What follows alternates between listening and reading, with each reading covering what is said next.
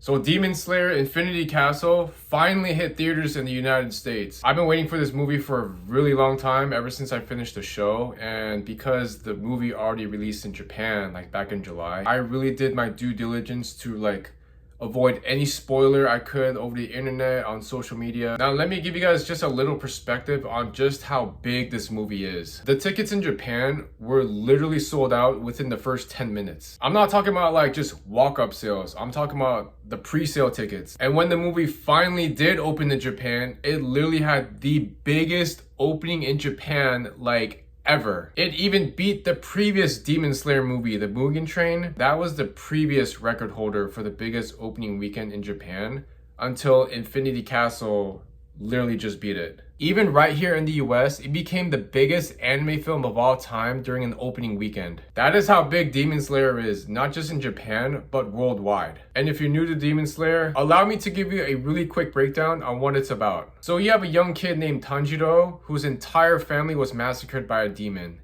The only person that survived that attack was his younger sister Nezuko. But even though she survived, she became infected with demon blood, and so she becomes a demon. And Tanjiro, being the great older brother that he should be, he joins the Demon Slayer Corps and trains really hard to become a Demon Slayer so he could find the demon that killed his family. And he's also trying to find a cure for his sister so that she can become a human again. Along the way, he meets a lot of friends and allies that help him on his journey, and he even meets a lot of the Hashira members, which are like upper level demon slayers. Throwing a lot of action scenes where he fights like a lot of demons, and he also fights really strong demons known as the 12 Kizuki. And there you go, that's pretty much Demon Slayer in a nutshell. Like a really simple storyline, but the action, the acting is just, everything is just so good. You guys should really watch this show. Every episode is on Netflix right now, and I mean, even I was a skeptic at first, but after watching like the first few episodes, I was like, oh, that's it for me. I was already hooked. There's about 4 seasons,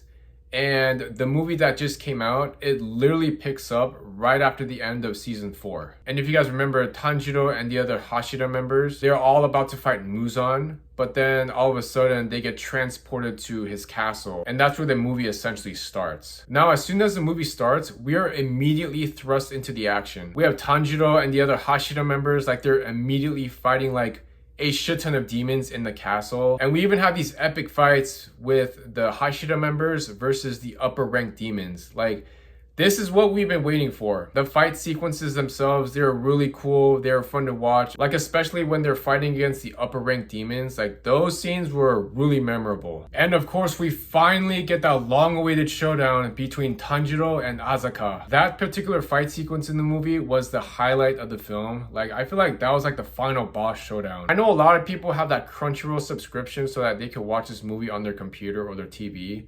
But I highly implore you guys, go to the theater to watch this movie. Especially the scenes where the Demon Slayers are fighting against the upper ranked demons. You have to watch it on the big screen. Like, a small computer or a TV is not going to do this movie justice. It was also a really emotional movie because we've been on this journey with Tanjiro and the other like Demon Slayer members for such a long time, like all these years.